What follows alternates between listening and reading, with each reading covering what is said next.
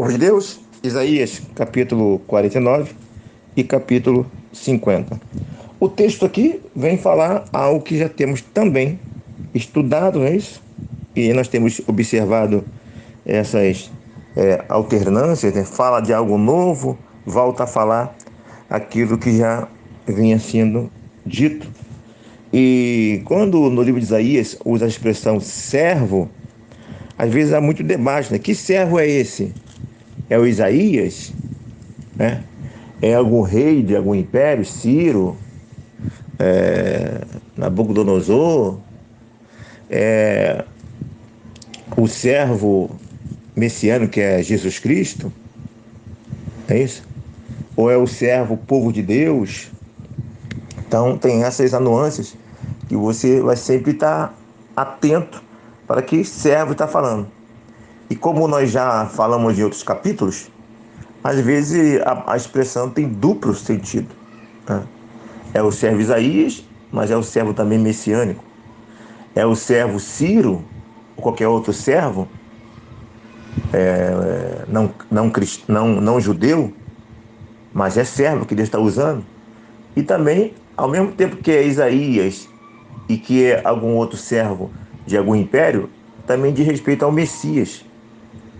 E muitas vezes também pode ser que seja algo escatológico, né? Que tem a ver com o servo lá do passado, servo messiânico que é Jesus Cristo, e também com servos futuros. Então tudo isso pode estar envolvido.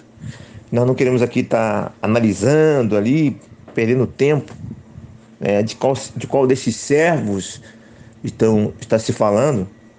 O que é mais importante para a gente é que Deus usa servos. Deus usa pessoas. E Deus usa pessoas do povo dele, essencialmente.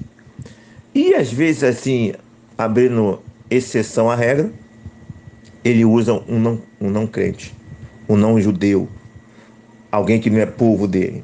Isso é exceção à regra. A regra é ele usar o seu povo. E no Velho Testamento, a regra básica é o duplo sentido da profecia, que diz respeito àquele povo lá, e diz respeito ao futuro Cristo, e diz respeito a Cristo, e muitas vezes o futuro messiânico que vai além de Cristo. Ok? E como eu já falei aqui, há muitas situações onde o que foi profetizado lá, na verdade, você estudando, você não consegue ver um cumprimento lá, o acontecimento lá. E aí alguns estudiosos vão entender que, na verdade, de respeito, apesar de ter falado, ter sido dito lá, de respeito ao futuro. Entendeu? De respeito ao futuro. Lembra que Jesus uma vez falou que quando os discípulos apontaram para o templo ampliado por Herodes, ele falou: ó, eu vou destruir esse templo,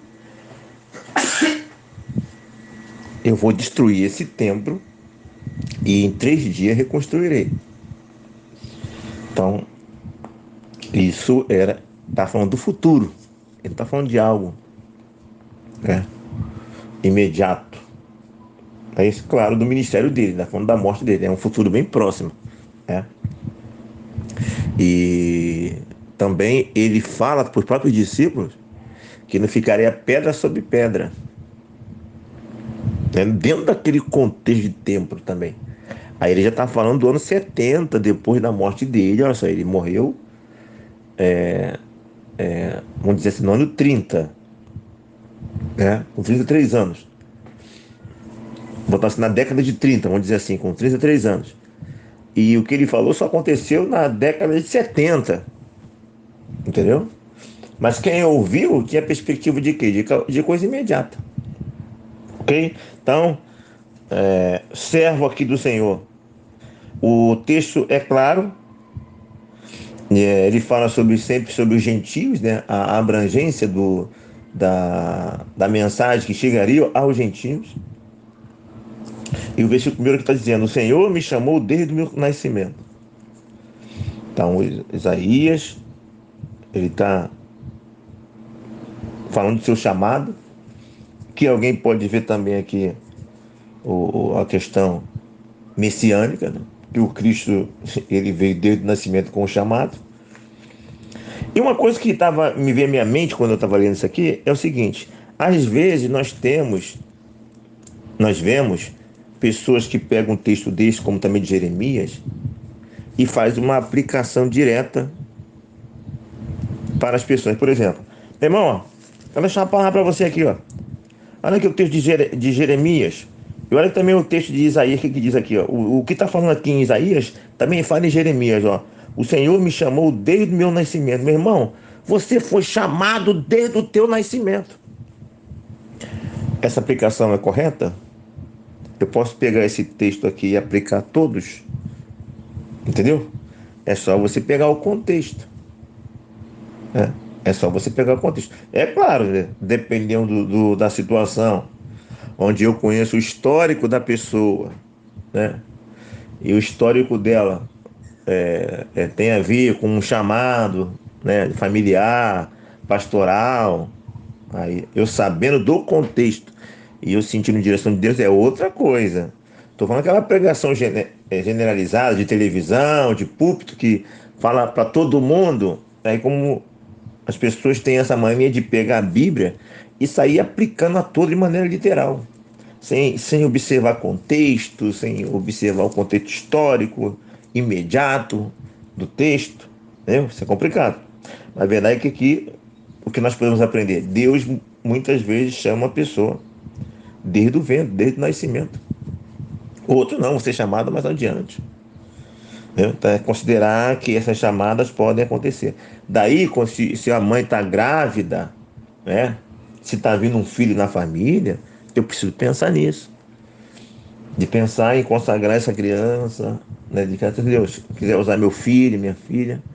Assim como o Senhor chamou muitas pessoas desde criança, abençoe meu filho e minha filha, que ele seja chamado também. E assim funciona. Versículo 3.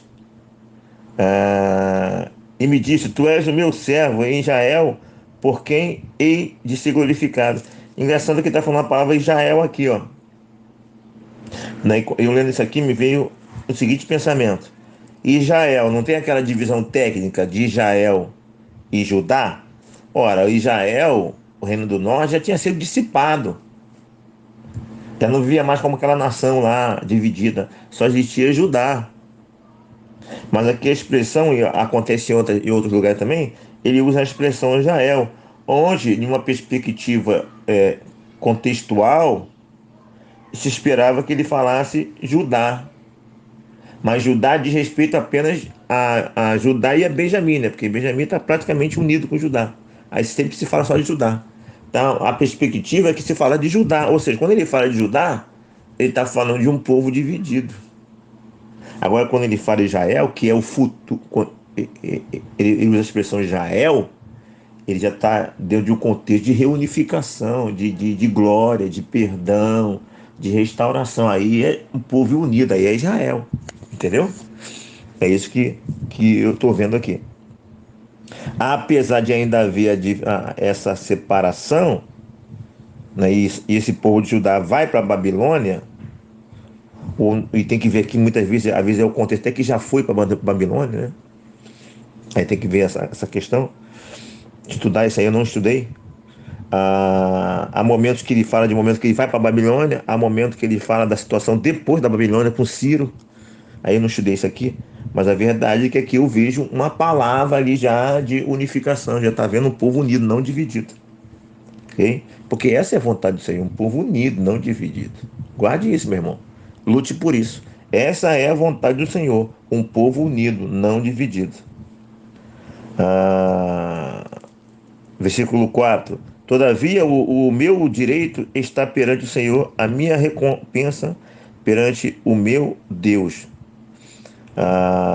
O versículo 4 começa dizendo sobre a questão de debalde tenho trabalhado, inútil e vãmente gastei as minhas forças. Sim. Então você vê que muitas vezes o trabalho do profeta, né, o profeta Isaías, o servo Isaías, e também, se alguém quiser ver aí, o servo Jesus Cristo, o messiânico, tanto na realidade de Isaías quanto na realidade messiânica, muitas vezes o trabalho ele é vão, no sentido da pessoa não corresponder, no sentido da pessoa não aceitar, no sentido de ser rejeitado. O Jesus Cristo ele foi primeiramente rejeitado pelos seus irmãos, como diz lá em João capítulo 7. Entendeu?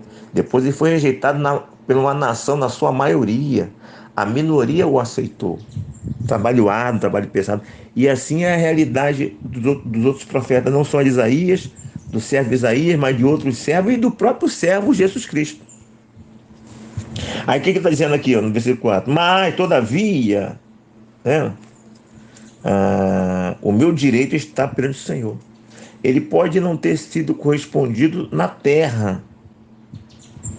Ele pode ser rejeitado na terra, mas ele não vai ser rejeitado pelo Senhor. A porção dele é o Senhor. A minha porção é o Senhor, diz lá o Jeremias, em Lamentação de Jeremias. Não é isso? Então, meu irmão, muitas vezes nós sofremos mais do que o necessário. Nós sofremos com as perseguições humanas, com as faltas de reconhecimento. E às vezes sofremos muito mais ainda por falta de interpretação. Porque nós enxergamos só as recompensas, os retornos humanos, e esquecemos que esse retorno humano muitas vezes não vem. E nós devemos nos consolar com o retorno real, que é dos céus. E muitas vezes nós nos abatemos com a falta do retorno humano e deixamos de nos satisfazermos, de nos saciarmos com a certeza do retorno do céu. É o que eu vejo aqui nesse versículo 4. Versículo 5, que me formou desde o ventre. Também eu posso falar aqui, ó. Ó, meu irmão, a Bíblia está dizendo aqui, ó. Você foi formado desde o ventre pelo Senhor. Observe aí que quando eu falo formado dentro do ventre, é no sentido de chamado. As pessoas aplicam isso a chamado. Agora, esses textos, como eu já falei, são textos usados muitas vezes no debate com relação a aborto. As pessoas, não, Deus está lá na concepção, moldando. Deus fez Adão e Adão lá do pó da terra. Ele pegou, ele moldou. E toda vida é moldada por Deus. Aí as pessoas vão usar isso aqui nesse debate. Entendeu? De uma forma ou de outra, a ação de Deus, o texto mostra claramente, é desde a concepção. Seja como chamado, ou seja num processo natural da vida. Ok? Te dei como luz das nações, versículo 6. Ó. Te dei como luz dos gentios. Desde lá do Velho Testamento, quando na chamada de Abraão, em ti serão benditas todas as famílias da terra, e várias outras passagens, Deus vem revelando que o chamado começaria com um povo específico, mas se estenderia para todas as nações. O povo judeu teve extrema dificuldade de entender isso. Chegou no Novo Testamento e não entendiam isso. Veio a Era da Graça, o Pedro lá, os apóstolos não entenderam isso. Você vê isso nitidamente lá no Atos capítulo 10, na experiência de Pedro com Cornélio.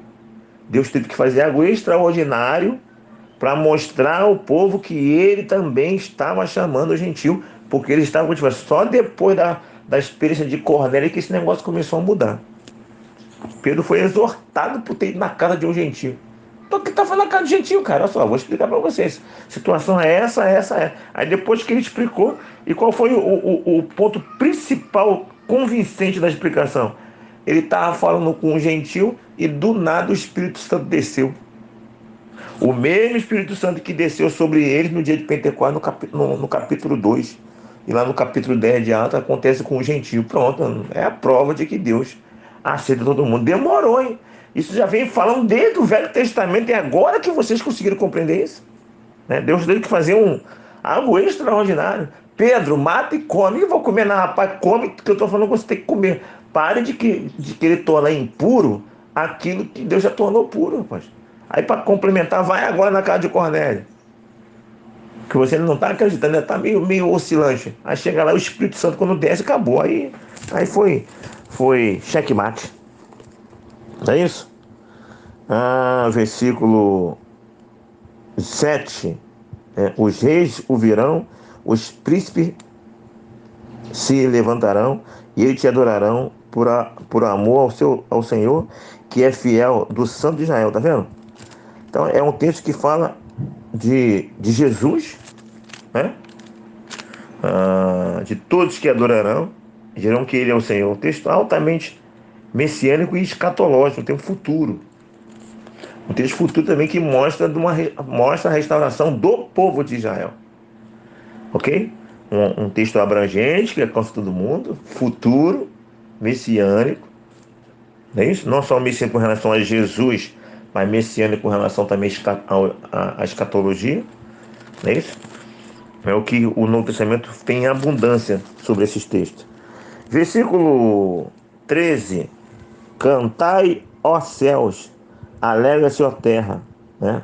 Aí lembrei do hino, né? Alegrem-se os céus, regozijem-se a terra, diga-se entre as nações, o Senhor, o reina. Então é um hino, né? Que é um hino que pode ser um hino de sugestão para a nossa devocional. Então, a toda a terra, a abrangência é para toda a terra. 14. Mas Sião diz: o Senhor me desamparou, o Senhor se esqueceu de mim. Acaso pode uma mulher esquecer do seu filho? Versículo 15. Ainda que ela venha esquecer, eu todavia não me esquecerei. O povo ainda reclamou. Depois de tanto pecado, depois de tanta idolatria, o pessoal falou lá, reclamando no versículo 14: o Senhor nos abandonou. O que o Senhor te abandonou, rapaz? Pode a mãe esquecer do teu filho? Eu nunca te abandonei. Né? É impressionante, o pessoal muitas vezes está errado, ao invés de falar, nós confessar, ainda fica reclamando. Né? E se ele tivesse te abandonado? Se ele tivesse te abandonado, ele teria toda a razão. Mas ele não te abandonou. Assim como a mãe não esquece do filho, eu não esqueço do meu povo. Tem promessa para eles. Ok? 18, encerrando aqui, o capítulo 49. Tão certo como eu vivo, diz o Senhor, de todos estes te vestirá como de um ornamento, e deles te cingirá como noivo. Então haverá um casamento, haverá uma restauração, haverá um retorno de relacionamento. Isso é promessa de Deus. E o último versículo do capítulo 49, o versículo 26: todo homem saberá que eu sou o Senhor, e o teu Salvador, e o Redentor, o poderoso de Jacó. Lá no final do versículo 26. Então aí essa ideia de restauração futura. E no capítulo 15, o título aqui na minha Bíblia Plenitude é O Servo do Senhor, ultrajado, mas fiel. É a mesma história, né? De rebeldia, de promessa, de castigo, de restauração. Mas tem algo curioso aqui no versículo 1. Assim diz o Senhor: onde está a carta de divórcio de vossa mãe, pela qual eu repudiei? Ou seja, esse contexto aqui é aquele contexto de reclamação lá, aquele contexto de abandono. Então ele faz a comparação com a mãe que não esquece do filho, e agora ele faz a outra comparação dentro da reclamação. Eu dei alguma carta de divórcio para vocês? Eu oficializei alguma coisa? Não, filho, não. Eu estou castigando, eu vou castigar. Mas eu não divorciei de vocês. E o curioso aqui é justamente a menção à carta de divórcio, mostrando que a carta de divórcio era algo comum naquela época, usada. Não é isso? Havia divórcio no Velho Testamento. Aí, quando Jesus, lá no Novo Testamento, vai falar sobre casamento, e casamento só pode ser dissolvido ou pela morte ou pelo adultério, aí o pessoal vai replicar com Jesus. Mas o Moisés não instituiu a carta de divórcio? Aí Jesus vai falar assim: mas ele fez isso por causa da dureza do coração. Isso aí, em outras palavras, é um desvio, é o desfocar de uma norma. Mas o curioso é que na comparação aqui, Deus usa esse desvio como comparação. Estranho, né? Isso aqui já é uma realidade existente, uma realidade não como ideal, mas é uma realidade.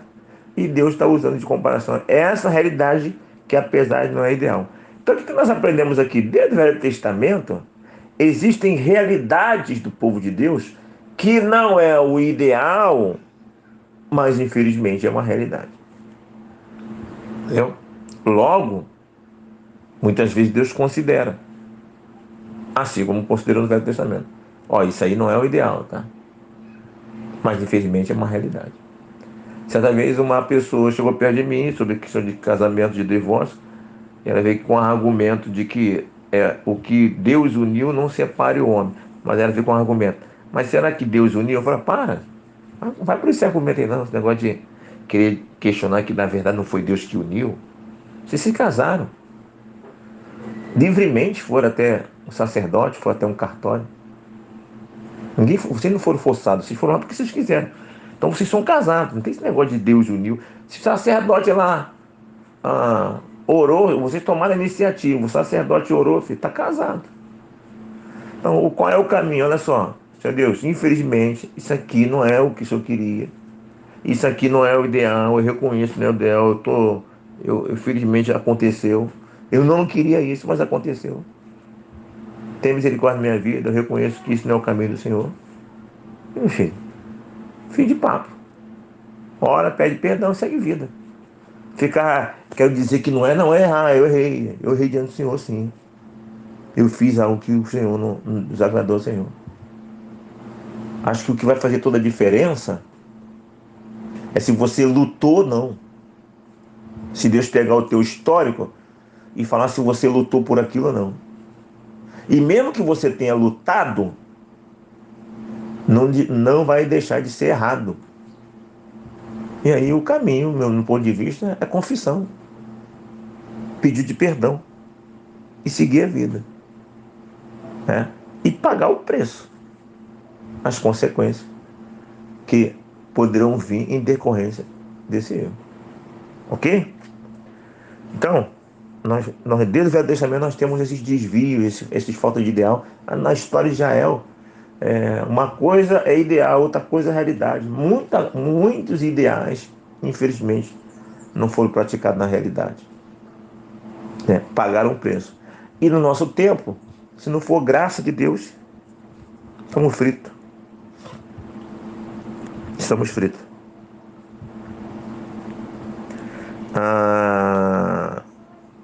Versículo 2. Quando eu vim, ninguém apareceu. Quando eu vim, ninguém apareceu? Quando eu chamei, ninguém respondeu. Acaso se encolheu tanto minha mão que já não pode ser mim, ou já não há força em mim para livrar? Eis que pela minha repreensão faço secar o mar e torno os rios. Então aqui Deus está naquele diálogo, né? Respondendo um povo rebelde que ainda está questionando. E Deus não responde. Apelo foi feito, filho. Vocês que não responderam esse apelo, então estão pagando o preço. Versículo 4. O Senhor lhe deu língua de eruditos para que eu saiba dizer boa palavra ao cansado. Ele me desperta todas as manhãs. Desperta-me o ouvido para despertar toda manhã. Desperta-me o ouvido para que eu ouça como os eruditos. Olha o que diz aqui no de rodapé do versículo 4 ao versículo 9. O terceiro cântico do servo ver anota em 42, 1 a 4. Historicamente, muitos veem nesse servo não identificado a figura de Zorobabel em sua liderança pós-exílio e no seu papel de mestre, outro tipo de Cristo. Tá vendo aqui? Aí o servo aqui para algumas pessoas é Zorobabel, que trouxe o pessoal de volta da Babilônia. Viu como é que o servo aqui muitas vezes muda? Né? O Senhor me deu língua de erudito, tá vendo? Que eu sabia dizer boa palavra, alcançado. Ou seja, aquele servo que vai vir lá, Deus está trazendo restauração. Vambora. Reanima. Um povo já estava se sentindo totalmente abandonado. Não, está abandonado não, a mãe não esquece teu filho. Não tem caso de divórcio não. Deus tem restauração. É isso que está falando aqui. É o servo que Deus está usando. Quem é o servo? É Isaías? É Zorobabel? É Ciro? Aqui tá, alguns acham que é Zorobabel. Chegou o tempo de retornar, tá? Vambora! Aí o pessoal reanima de novo. Ok?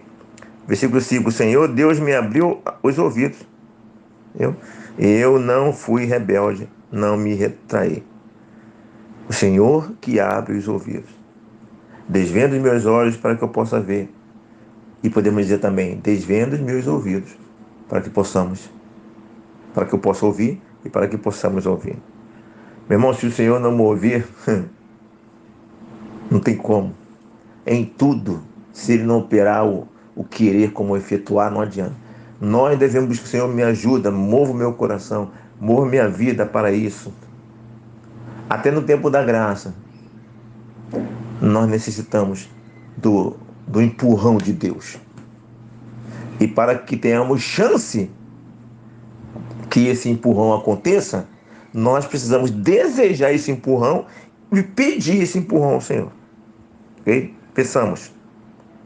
Porque se não for mover de Deus, não acontece nada, meu irmão. Nada, nada, nada. Interessante isso aqui, né? Ele desperta pela manhã. O Senhor é um Senhor também que tem ações pela manhã. Em sua devocional, em nossa devocional. Essa é a minha oração também. Senhor, me desperta pela manhã. Fale comigo pela manhã, para que meu dia seja um dia glorioso na tua presença, com experiência com o Senhor. Não escondi o rosto aos que me afrontavam e me cuspiam. Viu? Porque o Senhor Deus me ajudou, pelo que não me senti envergonhado. Isso aqui não se aplica ao profeta Isaías, como ao messiânico, não é isso? Despi, ó, ao que me afrontaram e me cuspiram. Né? Isso não aconteceu com Cristo? Isso não aconteceu com os profetas? Ok? 9. Eis que o Senhor Deus me ajuda. Quem há que me condene? Eis que todos eles, como um vestido, serão consumidos. A traça os comerá. Então, a pessoa é perseguida, a pessoa sofre por causa do ministério, por causa do chamado, mas ela não perde a visão. Ela sabe que no tempo certo Deus trará o juízo a todos. Vai vir uma sentença justa para todos. Então, é isso que ela se pega e é isso que a motiva a continuar seguindo. Ok? Bom, é isso aí. Capítulo 49, capítulo 50. Não deixe de se inscrever sempre no nosso canal, nos incentivando a prosseguir. Aqui, Pastor Renê, pense em todas essas coisas e que Deus nos abençoe.